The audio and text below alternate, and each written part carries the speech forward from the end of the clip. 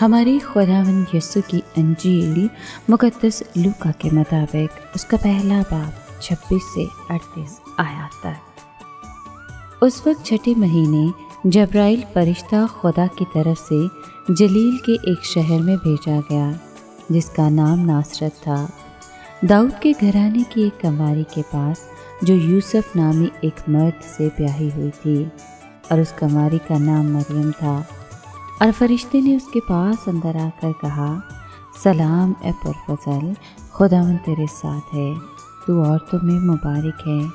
اور وہ اس کلام سے گھبرا گئی اور سوچنے لگی کہ یہ کیسا کلام ہے۔ اور فرشتے نے اس سے کہا، اے مریم نہ ڈر، کیونکہ تو نے خدا کے نزدیک فضل پایا ہے، اور دیکھ تو حاملہ ہوگی اور تیرے بیٹا ہوگا، اور تو اس کا نام یسوع رکھے گی۔ وہ بڑا ہوگا اور حق تعالیٰ کا بیٹا کہلائے گا، اور خداوند خدا اس کے باپ داؤد کا تخت اسے دے گا، اور وہ یعقوب کے گھرانے میں ہمیشہ تک بادشاہی کرے گا، اور اس کی بادشاہی کا آخر نہ ہوگا۔ تب مریم نے فرشتے سے کہا، یہ کس طرح ہوگا جبکہ میں مرد سے ناواقف ہوں؟ اور فرشتے نے جواب میں اسے کہا، روح القدس تجھ پر نازل ہوگا، اور حق تعالیٰ کی قدرت تجھ پر سایہ ڈالے گی، اور اس سبب سے وہ قدوس مولود خدا کا بیٹا کہلائے گا۔ اور دیکھ تیری رشتہ دار الصبات کے بھی بڑھاپے میں بیٹا ہونے والا ہے، اور یہ اس کا جو بانجھ کہلاتی تھی 6واں مہینہ ہے، کیونکہ خدا کی کوئی بات ہرگز بے قدرت نہ ہوگی۔ اور مریم نے کہا، دیکھ میں خداوند کی بندی ہوں، میرے لیے تیرے قول کے موافق ہو۔ تب فرشتہ اس کے پاس سے چلا گیا۔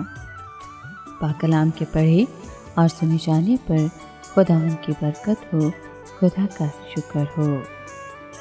عزیز دوستو، فرشتے کے ظہور کے وقت مریم کا رد عمل زکریا کے رد عمل سے مختلف تھا۔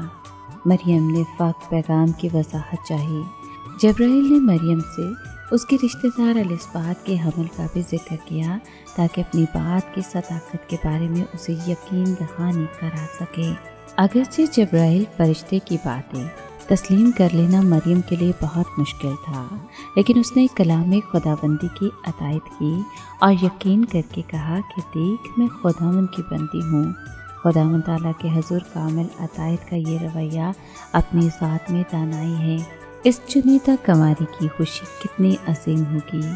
اس کی اور اس کی قوم کی امید پر آنے والا وقت نزدیک آ گیا تھا، اور خدا نے مسیحا کو انسانیت تک لانے کے لیے مریم کو چنا اور اسے یہ شرف عطا کیا۔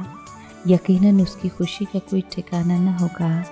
اس دنیا میں کامل خوشی تو دکھائی نہیں دیتی، اس لیے مریم کے پاک دل میں خوشی کے ساتھ خوف کا کچھ عنصر ہونا لازم تھا۔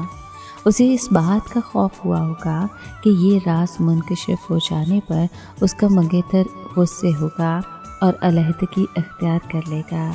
مریم کے پاس اس بات کو ثابت کرنے کا کوئی ذریعہ نہ تھا، اس لیے کسی نے اس پر اعتبار نہیں کرنا تھا۔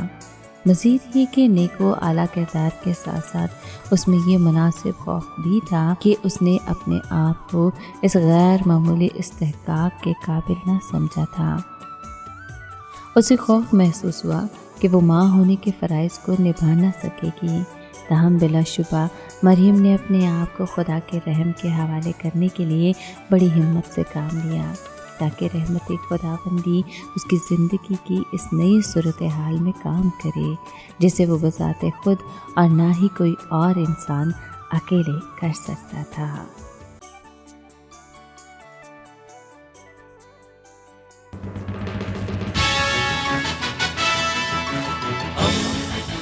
دوستی کا پیمبر، ریڈیو ویریتاس ایشیا۔